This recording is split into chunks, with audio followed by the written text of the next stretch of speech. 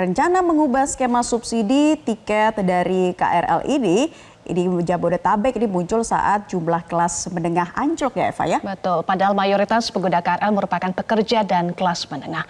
Apakah kebijakan ini bisa efektif untuk diterapkan? Kita akan bahas bersama, sudah terhubung bersama kami pengamat transportasi Joko Setiowarno. Selamat siang Pak Joko, kalau kita melihat kondisi saat ini apakah menurut Anda sudah urgent dan realistiskah untuk diterapkan?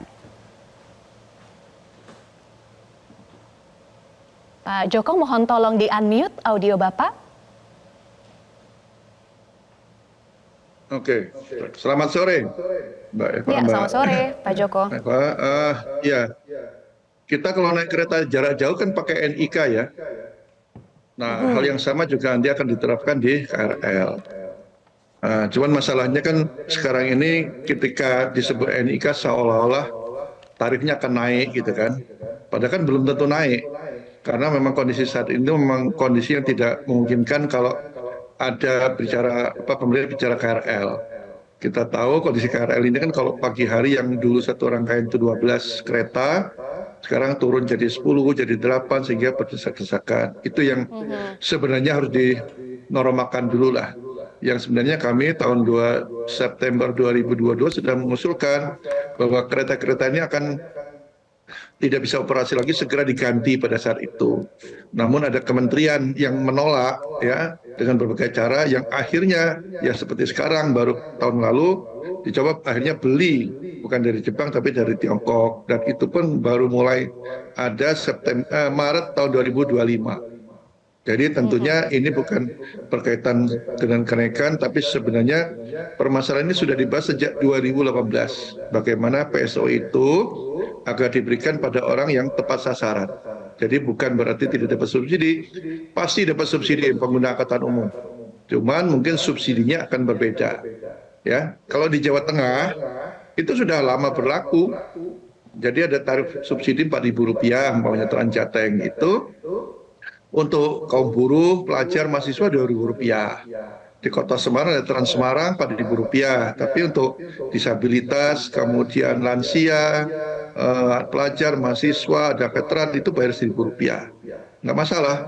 Cuman ini momennya kurang tepat ketika itu didiskusikan pada saat teman-teman yang menggunakan KRL ini berdesak-desakan pada saat di pagi hari maupun di sore hari. Mungkin itu masalahnya, Mbak. Ini Pak Joko, soal momen ini juga tadi ada tanggapan dari angker atau anak kereta pengguna KRL yang menyoroti bahwa sebetulnya yang penting sekarang fokusnya adalah menambah kapasitas armada nih. Jangan buru-buru subsidi KRL berbasis NIK. Artinya Anda setuju dengan pendapat dari angker atau anak kereta, Pak Joko? Sangat setuju. Bahkan dulu beberapa tahun yang lalu juga mau dinaikkan tarif kereta, teman-teman angker juga setuju. Karena pada saat itu kondisinya normal tadi, satu rangkaian 12 tidak ada desakan gitu ya. Sekarang ini kan berkurang karena memang beberapa rangkaian itu mengalami penurunan, artinya tidak bisa dioperasikan lagi, sangat bahaya untuk keselamatan. Makanya 2022 kan mendesak segera beli yang baru atau ada tambahan lah. Tapi itu tidak dilakukan, molor-molor terus baru tahun kemarin ya. Nah itu sudah telat. Nah ini kondisinya seperti itu.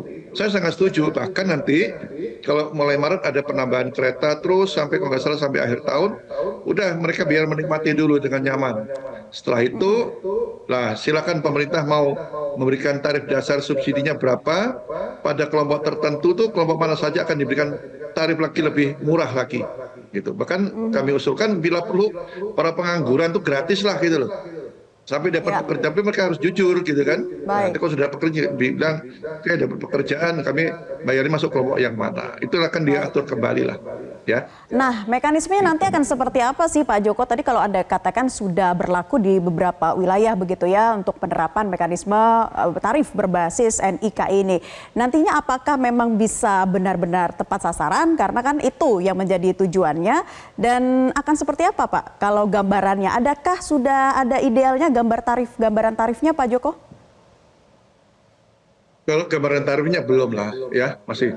Tentunya 2018 sudah ada kajian, molor lagi 2020, 2002 terus akhirnya karena molor tentunya kan ada perubahan-perubahan, harus dikaji lagi berapa kemampuan membayar masyarakat kelompok tertentu ini, ya kan? Nah, ini kita masih menunggu juga gitu ya. Memang pada hari tertentu ini sebenarnya subsidi atau peso ini kan diberikan untuk komuter. Padahal kalau dilihat di akhir pekan, ya hari Sabtu, hari Minggu itu studi tahun 2018 menyebutkan yang komuter itu hanya 5% di hari Sabtu. Hari Minggu kalau saya tidak salah hanya 2%. Yang lainnya itu orang jalan-jalan. Nah, apakah ini juga berhak dapat subsidi seperti hari biasa?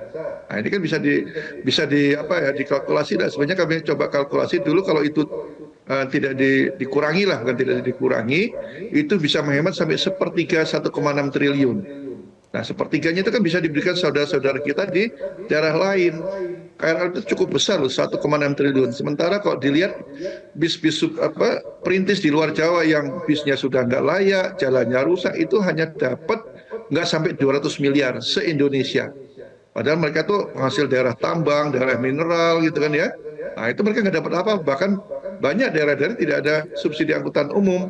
Jadi jangan terpusat di Jabodetabek, tapi berbagi untuk ke daerah lainnya. Bagi kelompok-kelompok yang mampu, justru mereka bisa membayar lebih. Namun yang sebenarnya, kalau dilihat studi tahun 2014 oleh Balitbank, itu pada saat itu sudah murah KRL, tapi tetap biaya pengeluarannya tinggi.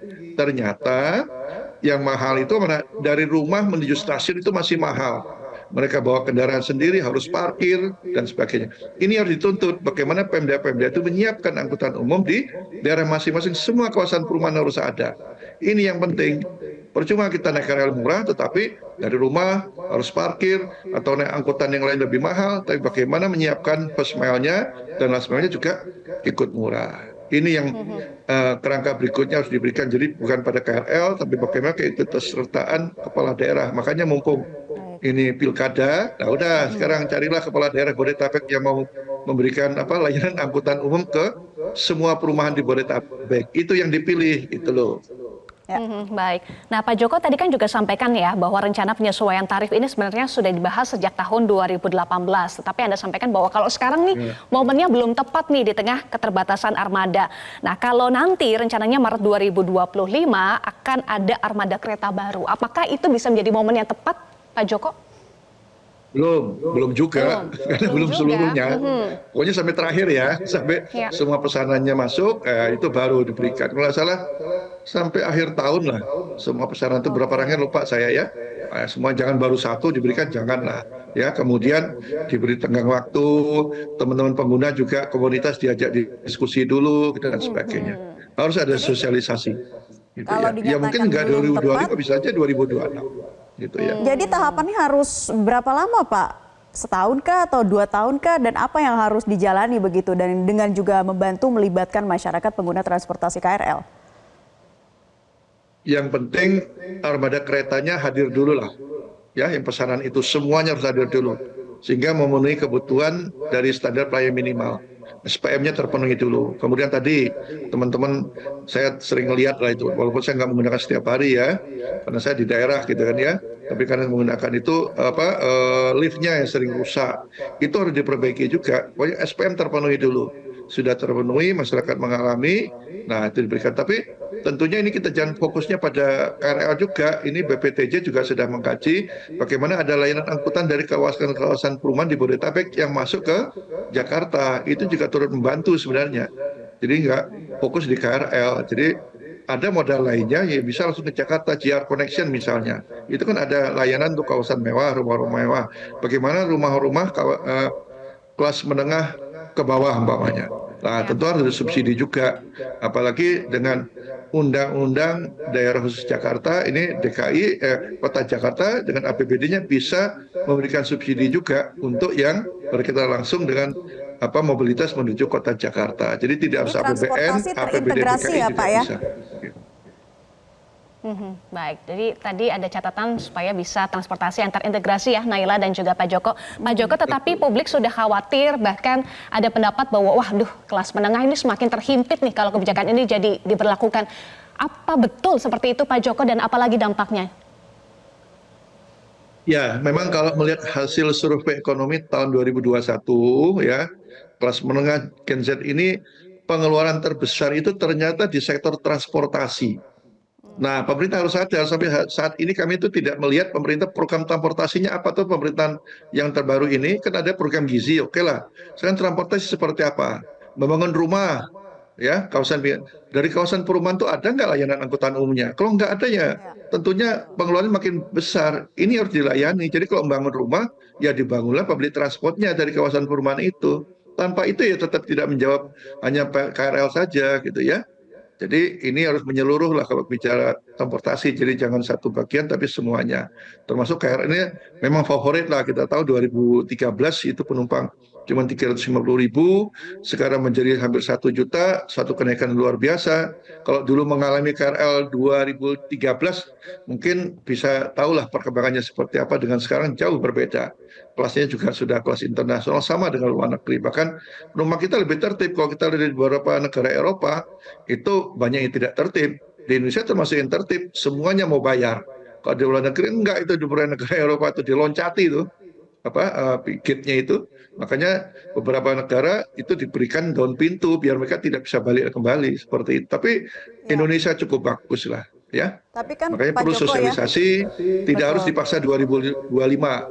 Bisa aja 2026 tadi saya Masih katakan. perlu Yang penting sosialisasi dan tadi juga standar pelayanan minimalnya masuk ya. pembangunan transportasi terintegrasi sehingga standar minimalnya juga nanti bisa benar-benar berjalan dengan baik. Nah, Pak Joko, ini kan pemerintah sedang gencar untuk mengalihkan masyarakat dari transportasi pribadi ke transportasi umum. Nah, kalau kebijakan ini diterapkan secara tidak tepat dalam waktu dan lain sebagainya, berarti nantinya akan bisa berdampak pada menurunnya pengguna transportasi umum dong, Pak. Sebenarnya kalau kota Jakarta sendiri, kota Jakarta public transportnya sudah mengcover 89,4%. Jadi kalau kita di Jakarta keluar dari manapun, toko atau dari kafe dari mana, nggak sampai 500 meter kita mendapatkan angkutan umum. Itu sudah bagus sebenarnya, secara konsep teori ya. Namun yang beralih moda juga tidak banyak. Karena apa? Karena nyaman menggunakan sepeda motor. Ini jadi kendala di Indonesia gitu loh. Makanya bagaimana sepeda motor juga jangan disubsidi lah. BBM untuk sepeda motor untuk kota Jakarta umpamanya biar orang mau beralih menggunakan angkutan umum ya kan. Tapi saya yakin lah kalau KRL nanti pemerintah juga tidak memberikan kenaikan pada kelompok-kelompok tertentu tadi ya. Ini untuk kelompok yang menengah ke atas lah yang mungkin gajinya di atas 20 juta ya, kemungkinan seperti itulah. Tapi nanti akan dikaji kembali, ada survei tertentu yang melihat kemampuan kelompok tertentu dan ini saya kira bukan KRL, mungkin Transjakarta juga sama. Transjakarta juga lama nggak naik kan tarifnya, sama seperti Baik. ini, gitu ya. Jadi perlu dikaji Kan lagi ya Pak UMR juga Joko. naik, ya kan? Baik. Ekonomi UMR sudah naik, beli rokok juga sudah naik, gitu ya. Baik, jadi harus dikaji lagi agar subsidi KRL berbasis NIK tidak kontradiktif ya dengan kampanye penggunaan transportasi umum. Terima kasih Pengamat Transportasi Joko Setiowarno sudah bergabung bersama kami. Semoga Di Newsline. bisa efektif, tepat sasaran, dan tidak diskriminatif. Lalu pemirsa, KRL Mania, komunitas pengguna KRL Jabodetabek juga turut menolak rencana penerapan subsidi KRL berbasis NIK. Ya, karena konsep subsidi transportasi publik berbeda dengan konsep bantuan sosial yang didasarkan pada kemampuan ekonomi. Jika pemerintah merasa perlu memberikan tarif khusus untuk kelompok tertentu, KRL Mania memberikan rekomendasi untuk mengacu pada Undang-Undang Nomor 23 Tahun 2007 tentang Perkeretaapian. Itu sesuatu yang harusnya bisa dihindari gitu ya. Baik karena untuk kampanye untuk mendorong orang menggunakan transportasi umum. Jika ingin melakukan perbaikan, itu ada fokusnya yaitu di perbaikan infrastruktur dan itu tidak hanya melalui APBN, tapi juga bisa melalui cara-cara lainnya. Satu, misalkan ada cara-cara menggunakan partisipasi dari swasta untuk misalkan penambahan stasiun atau perlu melalui iklan-iklan. Ketiga, melalui skema tarif berlangganan yang dulu kita kenal dengan istilah abonemen. Dan juga sebenarnya kalau kita bicara subsidi, sebenarnya di Undang-Undang Perkeretaapian itu sudah dijelaskan bahwa memang ada yang bisa kelompok masyarakat yang bisa diberikan subsidi, contoh untuk pelajar, kelompok lansia, lalu difabel. Nah, itu adalah kelompok-kelompok yang wajar dan layak mendapatkan bantuan gitu melalui tiket-tiket khusus. Nah, bagi saya untuk mendorong transportasi publik itu tidak hanya melalui tarif. Tarif itu adalah bagian aja dari satu rencana, tapi bisa menggunakan cara ini adalah bagaimana mendorong kreativitas pemerintah untuk melakukan pembiayaan. Kita kenal yang namanya blended finance ya. Artinya banyak sekali proses pendanaan untuk meningkatkan transportasi umum ditambah.